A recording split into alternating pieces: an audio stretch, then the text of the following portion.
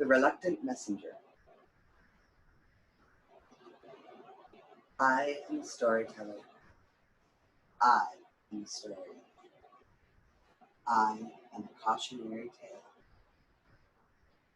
Drowning in the sea of self, I put my soul upon a shelf. I take it down now and then, imagining we could have friends. Inviting some to come for tea, they sit and kindly lie to me.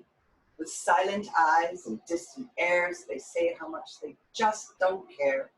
And when my fire they cannot fan, all grows dark, and I am nothing but a cloud of smoke. Seriously, I don't get it. How is it that I'm the one who gets in shit for being reactive, when the majority of the time I am reacting to the reactions of others to me? Why is it when I express an emotional need, it's unreasonable? Yet I'm expected to be compassionate to the desires and sensitivities of everyone around me and not dare step out of line. How do I just be myself like everyone says I should be, when every time I try, I get checked or invalidated? How can anyone honestly say to me that this feeling like I just don't belong here is all in my mind? Yep, it is me that's the problem. You even agree with me when you tell me that I'm wrong. You say things like, the problem is the way you think. Ergo, I am the problem. My real problem is I cannot escape the big picture. And every time I try to show someone my true vantage point, it immediately gets reduced to individual experiences and the invalidation of my feeling. Every thought seems so true in the moment, and in the next, truth seems to be the opposite. Yet, it doesn't negate that first truth. Life is an endless tennis match. Human nature is dialectical. We are both substance and spirit. All things are. Substance relies on spirit. Spirit, however, will be, regardless of substance. We are that substance. Or not, as we negate spirit in the name of substance. To deny the energetic reality of the human spirit is like to deny that living things need oxygen to survive. As long as our air remains breathable, no one really notices the difference. We have so long deprived ourselves of healthy spiritual environments that our souls are suffocating and conditioned to breathe the smog of the self, truly our own flatulence. We are as convinced today that we can create our own truths and fix nature as we once were that bloodletting would heal the sick or dancing would bring rain. Self-awareness is what sets us apart in nature. Arrogant egos are what blind us from the fact that we are a part of nature. And I, stuck here in this world of our design, cannot ignore its call. You see, since I was small, I've had a deeply visceral spiritual connection. There's a spot in my soul where the universe speaks to me, not in words, but sensation.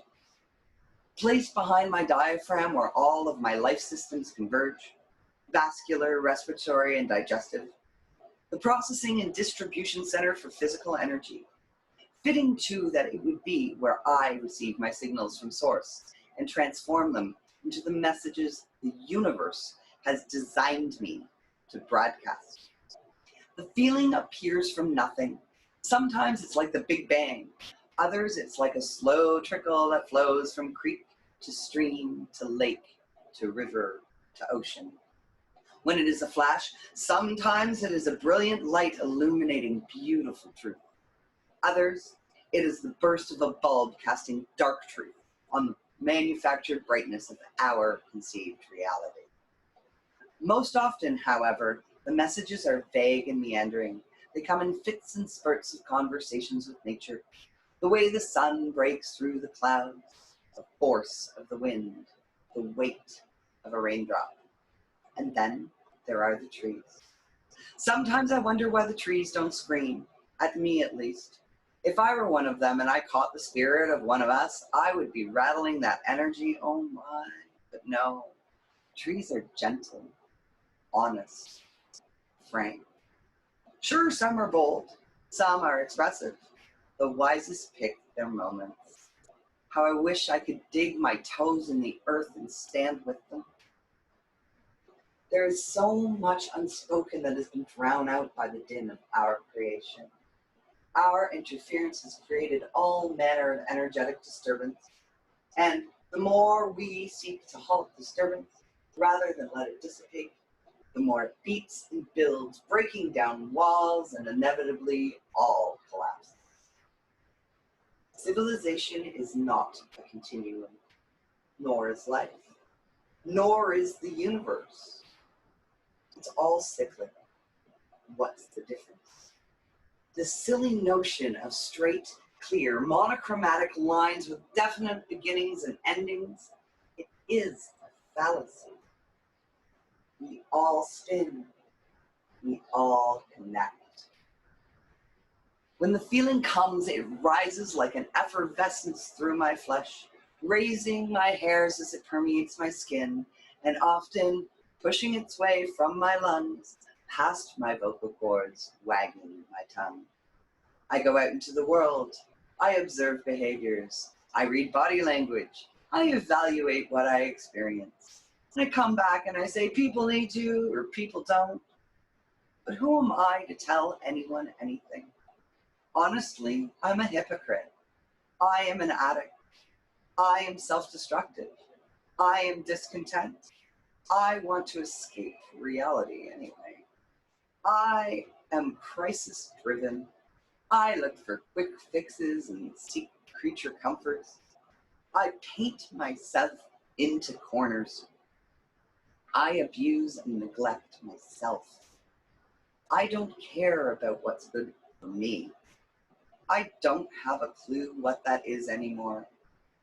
But I do. I speak to it every time I criticize the world around me. I have always said I am a creature of my environment. And I've always been told that I create my environment. Do I? Do I reflect it? We have lost our ability to constructively debate. More and more in discussions about societal issues, arguments get reduced to personal attacks. The shift of focus in the 20th century onto the individual, to the exclusion of all others, has so distorted social worldviews that the majority is absolutely oblivious to the faulty logic that drives civilization. What a misnomer.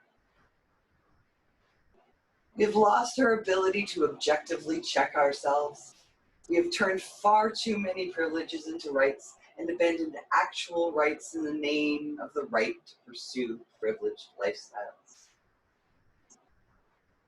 Quite naturally, whenever I bring up the fact that our glorious consumer culture is actually institutionalized addiction and draw attention to our collective responsibility for the dismissal and rationalization of all manner of bad behavior in the name of our selfish pursuit of lifestyles, which is quite literally destroying life, people get defensive and go on attack.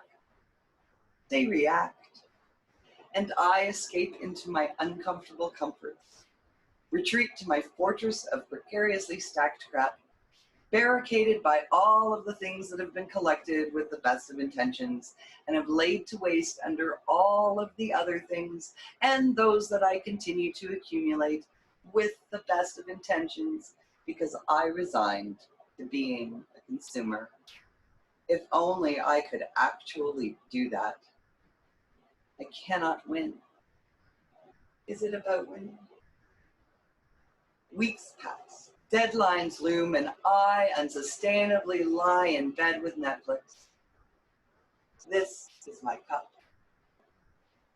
I did not ask to be here, but I am. And I stay.